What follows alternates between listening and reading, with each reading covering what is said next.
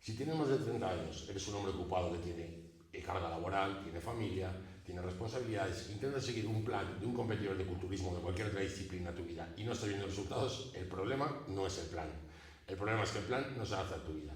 Y eso es lo que vamos a tratar hoy con Joaquín, que aprovechando que está por aquí por la zona, Bueno, chicos. pues hemos quedado para grabar. Y bueno, para los que no lo conozcáis, cuenta un poco, Joaquín, quién eres. Soy Joaquín López, soy preparador, estudio actividades físico-deportivas, me especialicé en nutrición deportiva, además fui competidor de culturismo y llevo 8 años en el sector, tanto trabajando en gimnasios, coordinando gimnasios, como a la vez preparando gente. Un placer, como siempre, Bruno, estar aquí. Gracias, amigo. Pues bueno, un poco vamos a ver yo los mayores errores que me encuentro en los hombres que me contactan y luego Joaquín pues lo mismo con sus clientes. En la mayoría de casos veo que casi todos los hombres que buscan un cambio físico, una transformación, acaban contratando al típico preparador de culturismo que no está actualizado, que simplemente lo que les manda es lo que él está utilizando para la competición. Eso es. Me encuentro muchos casos de 6 comidas, 6 sesiones de entreno a la semana, cardio todos los días y luego ya la gente que decide optimizarse hormonalmente, preparaciones sin ningún tipo de sentido en cuanto a química, protocolos, compuestos, dosis absurdas, que al final les acaban trayendo más problemas de salud que beneficios. Me imagino que tú te encontrarás algo parecido.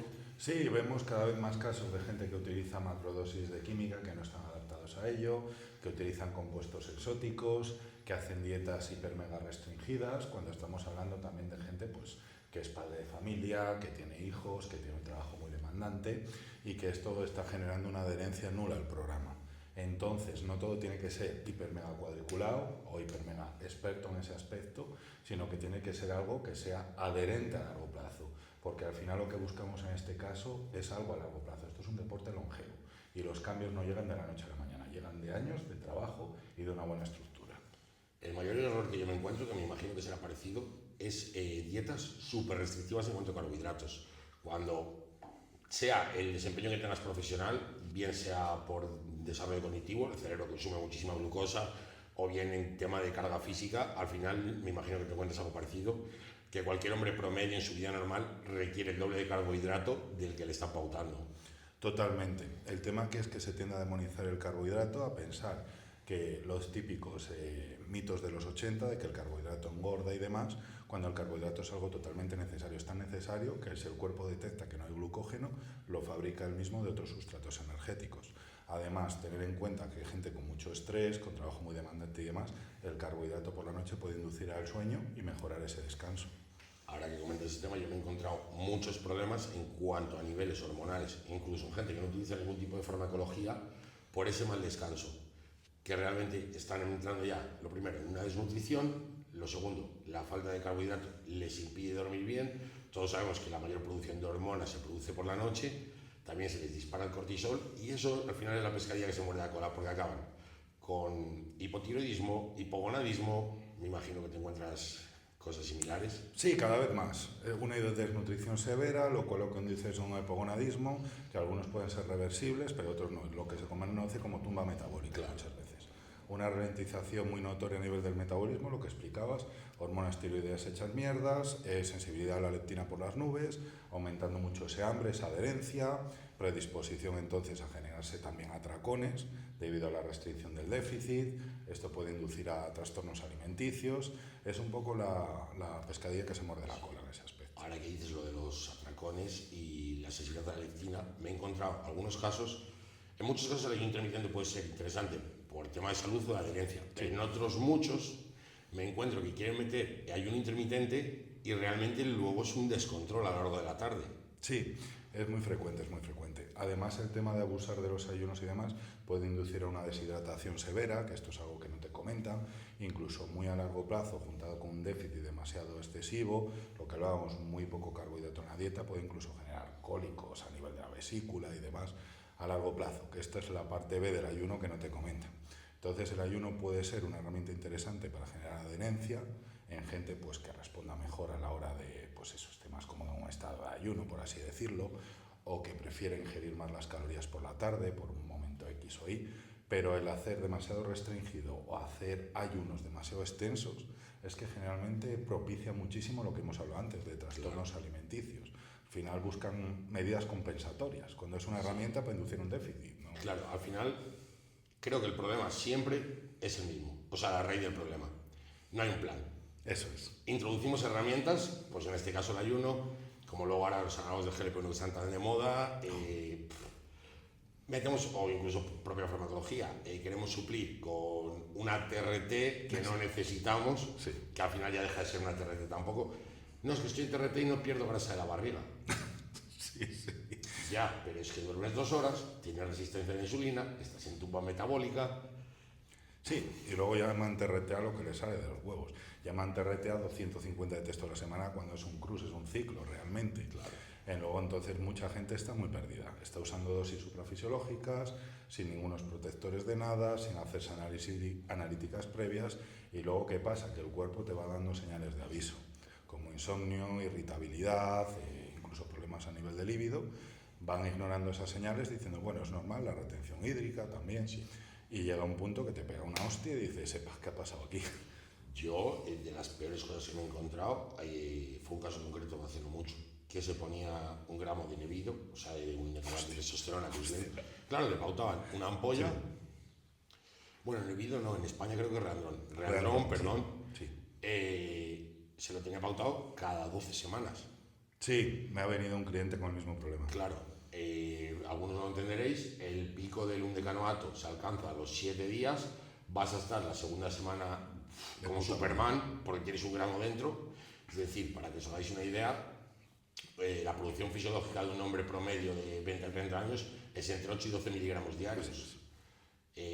Vamos a poner una media de 80 miligramos netos semanales, lo que necesitaría. Sí. Claro, si tú te encuentras con 1000 miligramos de undecanoato que te van a quedar libres, unos 700, estamos hablando de que esa semana eres 10 adolescentes juntos. Sí, literal. El problema, la caída que viene después. Le pego una hostia. Y aparte, y que tú te lo habrás encontrado mucho, ya no solo lo que es el tema hormonal, lo que es el tema del hemograma. Sí, la coagulación sanguínea y demás, hematocrito disparado, luego no se tienen en cuenta otros factores a nivel de analíticas también.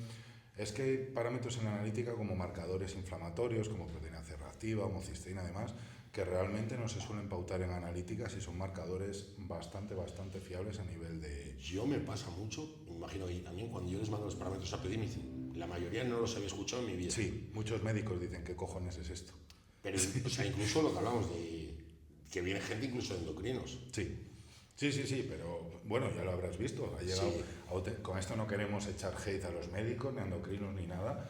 Hay profesionales en todos los sectores y hay mangarranas en todos los sectores. Pero a ti te habrá llegado como a mí auténticos destrozos de endocrinos. Yo ahora mismo tengo 12 de uno que posiblemente sea el que más sale en redes en España. Tengo 12 en activo y tengo un modelo de TRT y 2 modelos de ciclo de él. No existe nada más. No es normal que haya 8 personas con la misma TRT, haya 3 personas con el mismo ciclo y otro con un poquito más de testosterona porque ese supuestamente era competidor. Sí. A todos nos ha llegado cagadas de esas. Y al final, bueno, la parte hormonal y un poco nutricional ya la hemos tocado. Luego, en cuanto al entreno, mucha gente se equivoca, más no es mejor. El entreno al final no es lo que haces en el gimnasio, es las adaptaciones que tu cuerpo puede producir después. Sí, porque al final es un deporte fisiológico donde influyen todas las hormonas. Y como muy bien explicaste antes, el cortisol, el tema de la prolactina, todas estas hormonas repercuten en tu capacidad de recuperación. Entonces estamos viendo entrenamientos cero individualizados, que al final lo que dices tú, copian y pegan el mismo entreno que hacen ellos a todos sus atletas, y hay gente que no puede entrenar esos volúmenes de entrenamiento porque tiene un trabajo físico, porque tiene problemas a nivel de estrés, porque tiene insomnio. Entonces realmente el volumen de entrenamiento es algo cíclico, es algo que hay que ir modulando. Más, yo te subí a un reel hablando de mi caso concreto, yo contraté a Zaid Budayarov, la mejor sentadilla del mundo, 505 kilos de total, de esa sentadilla tiene, y su programación a mí no me servía eso que se entrenaba 2 días a la semana, pero claro, era una intensidad y un volumen de entreno el lunes y una intensidad y un volumen de entreno el jueves para una persona que luego el resto de la semana se lo come y duerme. Es que es eso. Yo tenía un gimnasio, una marca de material de powerlifting, las preparaciones de la gente, pareja, etc. Acabé con malas digestiones, insomnio, que bueno, que pongo mi caso en concreto, pero es que así me llegan 50 padres de familia. Cada vez más, por desgracia, porque lo que estamos hablando al final tiene que ser algo individualizado y no es tampoco solo el volumen de entrenamiento, sino también la selección de ejercicios. Pues hay ejercicios que son más demandantes a nivel del sistema nervioso central y ves gente pues que hace preparaciones en la cual todos son básicos, realmente, que no digo que esté mal hacer básicos, pero todos son básicos, a muy alto volumen de entrenamiento. Luego ves gente que hace igual series a 30 repeticiones, que vamos, es una fatiga a nivel del sistema nervioso. Yo realmente, por ejemplo, mira que yo vengo del powerlifting, yo a la gente que no tiene ningún objetivo de fuerza no le pauto ningún básico. Sí que tiene su patrón de sentadilla, su patrón de empuje. Normalmente los presses los mando verticales, siempre guiados por el riesgo que tiene el pectoral. Cuando tú lo has roto, yo lo tengo roto. Al final es que todo hay que individualizarlo. Un peso muerto con 300 kilos queda muy bonito. ¿Te va a aportar algo? Posiblemente nada. Tal cual. Riesgo de lesión, sobreestimulación del sistema nervioso central, fatiga residual. A nivel de hipertrofia, sin lugar a duda, hay mejores opciones. Cuando realmente ya empiezas a ser un poco fuerte, o sea, yo lo he comprobado a mí mismo y competidores, yo puedo hacer una serie de peso muerto pesado cada 15 días, que me va a aportar 3 repeticiones cada 2 semanas a nivel hipertrofia. Es que llega un punto, ¿verdad?, que también poco se habla de esto. Mueves tanto peso que es que realmente como que tu músculo, por así decirlo, esto que digo es muy bro, está preparado para adaptar esa carga, pero muchas veces tendones, ligamentos y no. Y vas acumulando esa fatiga y un día por X motivo estás deshidratado o has dormido mal o lo que sea, el riesgo de lesión es altísimo. Sí, yo la última lesión que tuve, bueno, el tendón del aductor, era un día de descarga, era una sentadilla con 300 kilos que debería haber salido un RP6, para que no sepa lo que es el RP6. El RP es el esfuerzo percibido, es decir, un esfuerzo 6 sobre 10, es decir, como un 60% de lo que yo podría dar de sí en cuanto a esfuerzo, y me arranqué el tendón. Sí, al final. Un día que teníamos que ir a primera hora, no me acuerdo, a unos papeleos. Eso, lo mismo. Luego no sé qué tuve que hacer a la media mañana. La comida rápido. Cuando me di cuenta, después analizando todo, lo único que había bebido a lo largo del día era una botella de agua de 20 centilitros y un Monster. Blanco y en botella. Sí, reventaste. Y al final, pues son cosas que eso hay que tenerlo en cuenta, que sea el trabajo que tengas. Vamos a poner un funcionario, por poner un ejemplo aquí. Tú trabajas en una oficina de correos. Por lo que sea, ese día estás que tienes una cola enorme, o en un banco, cualquier cosa, aunque no sea físico, que estás en una oficina y se te llena de gente.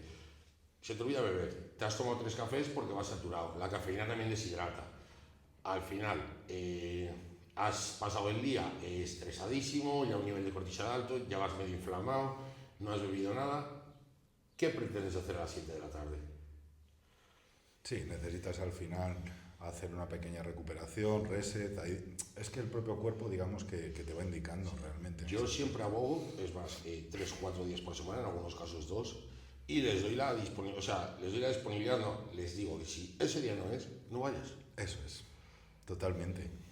Es que al final es tal cual. El día que me rompí yo el pectoral, retomando ese tema, fue un día que había dormido una mierda, había trabajado toda la noche, cuando trabajaba ahí en seguridad, y luego además había estado deshidratado, porque había estado con una gastroenteritis considerable.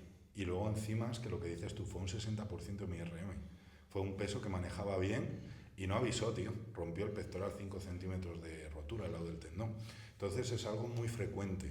Realmente muchas veces quizás no te rompes con la carga máxima o con cargas que te rompes con cargas que estabas habituado, vas confiado, pero como factores externos como el estrés, la deshidratación, el insomnio, etcétera, están ese día latentes en tu vida, a tomar por culo. Tal cual, tal cual. Y al final es algo que, si eres un competidor, incluso siendo competidor, a mí si tengo pautada el día de mi universidad, tengo que hacer el jueves cuando competía en powerlifting, no me va a tener la preparación. Imagínate a alguien que no vive de ello, que solo quiere tener un buen físico. Mientras vaya dando el estímulo cuando corresponde.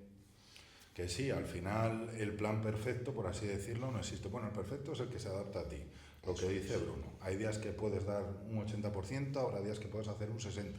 Pero lo importante es verlo esto como algo longevo y a largo plazo. Yo a todos mis clientes siempre les explico, me baso en la ley de los rendimientos decrecientes, que sirve para todo, la ley de Pareto, el 80-20. Así es. Con que me hagas el 80%, vas a tener ya prácticamente todo. El otro 20% es para rizar el rizo, que no te va a aportar más que estrés. Así es. El tema de la competición, hay que tener claro que todo lo que sea competitivo ya es llevar un cuerpo a un extremo y realmente no es sano, es decir, ya puede inducir a ciertos desajustes, ciertas obsesiones, cierto riesgo de lesión, incluso problemas a nivel metabólico a largo plazo o a nivel de salud, mejor dicho.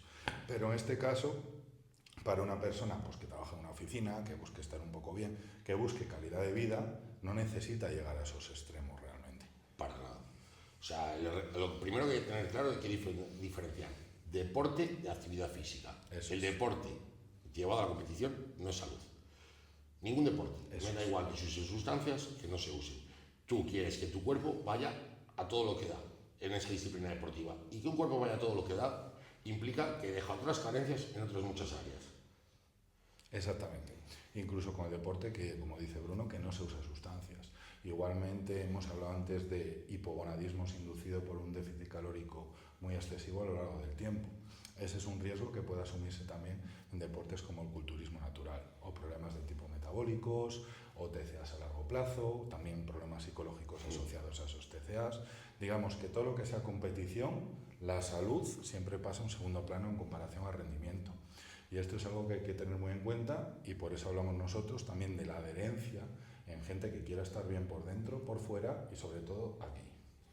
Yo lo puedo hablar desde mi caso personal, porque yo cuando me he centrado en el rendimiento puro y duro de una competición, yo siempre he tenido negocios. O sea, mi papel en tema, si yo estaba al 100% en rendimiento, el negocio iba de aquella manera. Sí. Las relaciones personales igual. Porque en el momento que tú te centras en una preparación, solo importa la preparación. Entonces, lo que hay que tener en cuenta es, yo a día de hoy, mi vida es completamente diferente, trabajo con hombres completamente diferentes, que hay que entender eso. El problema que más me encuentro es que la mayoría de preparadores que hay en España, por no decir el 90%, son competidores de culturismo, que no entienden otra cosa. Sí. No saben lo que es tener un negocio, no saben lo que es tener responsabilidades, o aunque lo sepan, muchos celebrados, conozco el caso de uno que vendió el coche para competir, conozco 4 que han pedido créditos, uno que vendió la casa y se fue de alquiler a un chabolo. Los puedo poner nombres de apellidos, evidentemente no lo voy a hacer, pero los conozco bien de cerca. Yo creo que ningún padre de familia en su sano juicio quiere perder todo para tener un 2% menos de grasa en agosto. Y luego, claro, el competidor es para una fecha concreta. Él quiere estar esa fecha, pero lo ves después de un mes y está hecho una puta mierda porque ese cuerpo no es sostenible. No es sostenible, ni a nivel físico, ni a nivel de salud, ni nada. Y otra cosa que no se habla mucho es de lo mal que estás a nivel metabólico, a nivel psicológico y demás, cuando tienes un porcentaje graso demasiado bajo. Es que esto es algo que no se comenta. Claro, es lo primero que hablábamos. O sea, Sí. yo me preparaba para culturismo, que luego no saliera la primera vez por el confinamiento y la segunda porque ya la distensión abdominal por el powerlifting no iba a ser competitivo. Yo sí compito es para ganar, evidentemente. Yo lo de vivir la experiencia no lo comparto. Sí. Y yo ya estando en un porcentaje muy bajo me vuelvo tonto por días. Al final, lo que hemos hablado antes, el cerebro funciona por glucosa, detecta que hay una glucosa muy baja. Entonces tu cuerpo se va adaptando a ese déficit calórico. Cada vez gesticulas menos, te mueves menos, te notas más cansado, tienes menos ganas de socializar, que también es un mecanismo de defensa para que te muevas menos, salgas menos, hables menos. Al final esa es la cara B de la moneda que no dicen, porque a todos nos gusta ver un físico grande, seco, marcado y dices, vaya pasada. Pero lo que no te explica la gente es el precio que hay que pagar por llevar un porcentaje de graso tan bajo. Y aparte, otra cosa que sobre todo a la mayoría de mis clientes o de la gente que me habla por Instagram les importa mucho. El libido, cuando bajas de un 10% de grasa, ni está ni se le espera. Da igual que te pongas 1 gramo que te pongas 6. Sí. Cosa que también hay que entender. Que la gente piensa que más testosterona, más libido, y no es así. La testosterona tiene que estar en un ratio óptimo, que tiene que estar equilibrada con el estrógeno, también depende de la SHBG, depende de la prolactina, depende de muchas cosas. Normalmente, cuando llegas a ese punto de competición, estás usando un antiestrogénico para quitar la capa de agua del estrógeno. Estás usando derivados del HT muy potentes para que tengan afinidad por el receptor de la piel, tengan más afinidad que el estrógeno y se te da ese look más granítico. O sea, estás haciendo todo para favorecer estar en un buco. Totalmente, cero asequible. Al final es un popurrí de fármacos, lo que hemos dicho, cada fármaco tiene sus efectos secundarios o posibles efectos secundarios y la polifarmacia lo que induce es que contra más fármacos emplees, si encima los empleas a la vez, como suelen ser estos casos, cuando llega un efecto secundario, normalmente no tienes ni puta idea de dónde ha venido ese efecto secundario. Y ahí es cuando llegan los problemas. Dices, ¿qué hago yo para solucionar este marrón? Porque te habrá llegado a ti, como nos ha llegado a todos, lo que comentábamos al principio, popurrí de cóctel de anabólicos de X persona, cuando ni siquiera tiene objetivos competitivos. Yo, de lo más bestia que he visto, que justo voy a subir hoy su caso a Instagram, bueno, me llegó a finales de enero, lo primero, el preparador era el camello. Ya empezamos mal. Sí. Complicado. 3,19 NOR diferentes. Había nandrolona, trembolona y trestolona. Los tres por junto. Bueno, al final acabó. Tenía colon irritable, se la acabó empeorando. Acabó con problemas renales. El físico inflamado. Y lo peor de todo, el sistema de la dopamina reventado. O sea, estaba depresivo, no quería vivir, no quería trabajar, no quería hacer absolutamente nada. Sí, a mí eso me recuerda al caso de un cliente que tuve, que flipé en colores, tío. Este pobre chico pues se dejaba asesorar por la persona del gimnasio, que era quien le vendía también los fármacos, lo que explicabas tú antes. Y este chico le vendía los fármacos a precio de oro, o sea, una auténtica hipoteca, poderse costear toda la preparación, que encima pues era de dudosa calidad el fármaco, a Dios gracias, si no se mata. Y le mandaba una exageración, no sé si era 1 gramo de testo, 1 gramo de masterón y de trembo también, tío. O sea, 3 gramos de anabólicos a la semana. Una persona que no tenía objetivos competitivos, y eso da pena porque muchas veces se dejan orientar por la persona que no se tienen que dejar orientar. Ese es el problema, porque hay gente que realmente le da igual a quién llevarse por delante con tal de ganar dinero en ese aspecto. Y ya no el llevarse por delante. Sí. Es que tienen tal ignorancia, tal desconocimiento, que no saben lo que están haciendo, pero ni para bien ni para mal. Ni para bien ni para mal. Porque yo me he encontrado, pues por mi ámbito, por relaciones sociales, conozco competidores de alto nivel en España, entonces he visto las preparaciones de bastantes profesionales de aquí en España, sé más o menos cómo trabaja cada preparador y me he encontrado la copia de la copia de la copia, Sí, nos ha pero que es exactamente la preparación de X persona para ir a un Pro Qualifier o de X persona que está intentando clasificar a la Olimpia. Pero el problema es que lo que se va devaluando son los suplementos para la salud, las limpiezas endovenosas, y lo que va quitando es lo más caro, porque es realmente lo más caro, pero que es lo más importante. Entonces te acabas encontrando con gente con barbaridades, compuestos que no necesita, dosis que no necesita, profilaxis que no necesitaba evidentemente, Sí, tal cual. y una dieta absurda. Claro, extrapólalo a alguien que tiene en su día a día relaciones con más personas, pues trabajo, familia, lo que sea, que no vive por y para esto, el estar sin comer, con el sistema de la dopamina reventado, de mala hostia, con cambios de humor, es completamente insostenible. Es inviable.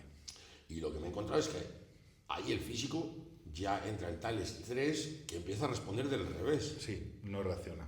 No reacciona absolutamente a nada. La solución, como solo sé mandar lo que me han mandado a mí, Demandan más encima. vamos a subir, no acabas de secar, vamos a meter otro estimulante más para que te aprietes más.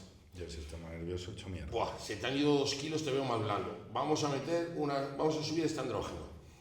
Sí, eso sale muchísimo. Al final lo que dices tú, hacen el mismo puto protocolo, hacen la cuenta a la vieja, hacen una regla de 3, rollo, yo peso 100 kilos y estoy usando estas cantidades, pues este que pesa 90, se lo bajo así. O sea, no tienen en cuenta nada, ni analíticas, ni objetivos, masa libre de grasa, no individualizan a la persona. En este caso, una anécdota que me ha venido hace poco, un cliente, el cual le cobraron una asesoría, digamos, low cost, entre comillas, ¿vale? Pero luego al tío le metieron, cuidado, me río pero en serio, 800 pavos al mes de la marca de suplementos que vendía ese tío en su tienda. Y le dijo con 2 huevos que si compraba otra marca de suplementos, sea la que sea, y no le ponía, no compraba expresamente el que le había puesto en el papel, que se cargaba todo el progreso de la dieta y que todo su progreso se iba a tomar por culo. Y de esta manera, al final, te venden como algo low, pero o ganan dinero con venta de fármacos, o ganan dinero con ventas de suplementos, y al final te están engañando totalmente, el progreso es nulo y estás dejándote el doble por otro lado. Pero totalmente. Yo otro caso que he visto hace poco, me llegó un chico que tenía un preparador low cost y tal, El chico quería competir en powerlifting, tenía una preparación sin ningún tipo de lógica, testosterona deca y masterona inantato, Diana volcado 8 horas, los orales en fuerza para que no lo sepa. No recomiendo orales, pero si los vas a tomar, porque lo requiere tu disciplina, los tomas pre-entreno, para tener ese pico de fuerza, ese pico de rendimiento en el entreno. Lo segundo, la nandrolona se consideraba, por creencias, que protege las articulaciones, pero en realidad debilita los tendones a largo plazo. Entonces, para alguien que quiera hacer un deporte de fuerza, tomar nandrolona de continuo no tiene mucho sentido. El masterol no aporta nada, literalmente, en alguien que quiere tener fuerza. Entonces, realmente le sobraba todo. Solo con la testosterona hubiera ido mejor. Sí, el tema en este caso de la nandrolona, como bien comentas tú, es camuflar un dolor. Pero realmente estás camuflando un daño que está ahí, estás mitigando esa sensación de dolor, por así decirlo, por el aumento del volumen plasmático, retención hídrica y demás, pero el daño sigue estando. Entonces vas aumentando el daño, vas aumentando el daño, camuflándolo y llega a un punto que petas. Y lo que se ha visto, sobre todo en países del este, que tienen más tema de fuerza, es que al final la nandrolona llega a un punto que hace que el colágeno del tendón no se regenere. Sí, así es. Claro, si tú vas haciendo que lo que le da elasticidad al tendón no exista, al final acabas haciendo sentadilla con una cuerda de tender. Y al final peta el tendón. Es cuando llegan roturas graves, cuando ya tienes que estar un año parado, cuando ves casos pues, de lesiones muy jodidas. Y esas rehabilitaciones llevan muchísimo tiempo y psicológicamente es complicado. Que evidentemente yo pasé por ello, pero Sí, yo me rompí las rodillas haciendo la sentadilla más pesada, bueno, claro. haciéndola no, intentándola, la sentadilla más pesada que se ha hecho en España sin rodilleras, en competición. No me lo rompí en un fitness park con una prensa porque un tarao me hizo una preparación de mierda. Sí. Que en mi caso no vivía de eso, pero sí todos mis negocios estaban enfocados a eso para costearme eso. Pero otra persona puede perder el trabajo. Totalmente. Al final, en este caso, lo que iba a comentar es eso, que cada persona al final es un mundo y en este aspecto no todo el mundo tiene objetivos a nivel competitivo. El riesgo de lesión siempre va a estar ahí, porque esa es la realidad. Aunque hagas perfectas las cosas, hay cosas que no dependen de ti. Mismamente el propio agarre de la barra, mismamente algo de tipo técnico, que por lo que sea haya material dañado y haya cierta descompensación. Sí, pequeños mínimos detalles pueden repercutir al final en un riesgo de lesión. Pero una cosa es que haya detalles que tú no puedes controlar y otra que vayas de cabeza directo hacia la lesión, utilizando ciertos compuestos, realizando más los ejercicios, no llevando una programación y que encima tu dieta y descanso y demás sea una puta mierda. Es que, pero totalmente. Al final, pues lo que hablábamos un poco, hay que distinguir muy bien del mundo de la competición, de tú querer tener mejor calidad de vida, más longevidad, más energía, un físico un poco mejor. La mayoría de hombres con su trabajo les da igual estar en un 8% de grasa que en un 12%, que tener un poquito más de abdomen que un poquito menos. Lo que quieren es poder rendir bien en su día a día, tener confianza, encontrarse bien, sobre todo, muchos me vienen que van a oftalmología con problemas de libido, mal descanso. Sobre todo. Al final lo que necesitan es lo mínimo, pero lo mínimo para potenciar lo demás. Es lo que se habla siempre, que la gente no se lo cree. Alguno me ha dicho, es que la base son 500 de testo. Buah. Que peso 90 kilos. A ver. Sí. Lo primero, no parece ni que uses química. Tal cual, tal cual. Para que necesites 500. Pero ya para empezar, al final, si todo lo que hablamos antes, si todo lo demás está cojo, tú tienes 4 patas. Bueno, Sí. en el entrenamiento son 3 patas: entrenamiento, nutrición y descanso. Si le sumas una cuarta pata, vale, está bien, pero tú no puedes tener todo cojo y sostenerlo sobre una pata. Es así, es un cómputo global de todo y al final la farmacología potencia lo que tú ya haces a nivel de entrenamiento, a nivel de nutrición y demás. Entonces, si tú estás utilizando ciertos andrógenos que aumentan la síntesis de proteína a nivel muscular, aumentando tu masa muscular, si en tu dieta no estás ingiriendo suficientes proteínas, no estás ingiriendo suficientes carbohidratos, que es el combustible para entrenar, y que además el entrenamiento no está individualizado y es un copia y pega de lo que hace tu preparador, es que realmente el resultado va a ser nulo en comparación de la gran cantidad de daños que te puede generar el protocolo. Y yo el mayor problema que me he encontrado en estos casos también es una resistencia a la insulina severa. Muy alta. Cuando tú tienes una resistencia a la insulina, la célula se vuelve menos permeable. Entonces, tampoco aprovecha la testosterona, igual que no aprovecha los carbohidratos, no, porque no. Si hay resistencia a la insulina, el nombre como tal, pero simplemente es que la pared de la célula se vuelve menos permeable, no entra ningún tipo de hormona. Totalmente. Al final es un mecanismo de defensa que tiene el cuerpo para evitar, sobre todo se da en casos de sobrepeso y demás, o en casos de inflamación. Es un mecanismo que tiene el cuerpo para bloquear de forma parcial la subida de peso corporal. Detecta que hay muchísimos sustratos en sangre, en este caso de carbohidratos, sobre todo gente que está en superávit calórico durante mucho tiempo y consume carbohidratos más de tipo simples, de baja calidad, por así decirlo, y esto lo que genera es esa resistencia, digamos. El cuerpo intenta bloquear lo que dices tú, que entre ese sustrato a la célula. Dice, aquí hay demasiado. El cuerpo al final tiende a la homeostasis en ese aspecto. Lo que mucha gente no entiende es que cuando se da este caso, mucha gente, incluso en TRT, ya no hablamos de un ciclo. La TRT no te funciona. Bueno, voy a subir un poco la dosis. Ya. ¿Qué problema hay? No funciona porque la testosterona no está yendo a donde tiene que ir. Pero si tú metes más testosterona, te vas a cargar todo lo demás y vas a tener todos los efectos adversos sin tener ningún efecto bueno. Es la analogía de un vaso de agua, que le tienes lleno, le sigues echando agua, se desborda, pierdes más agua del que tienes dentro y lo único que haces, siguiendo la analogía, es cargarte el vaso al final. Bueno, pues en principio yo no sé si quieres añadir algo más, yo creo que hemos tocado más o menos todos los temas. La verdad que genial, que mil gracias por estar aquí, Bruno, ya lo sabes. Gracias a todos, chicos. Enorme, Bruno. Nada, un placer, Joaquín. Nos vemos en siguientes vídeos, chicos. Os dejaré las redes sociales de Joaquín para que le podáis seguir en la Gracias, descripción. chicos. Chao.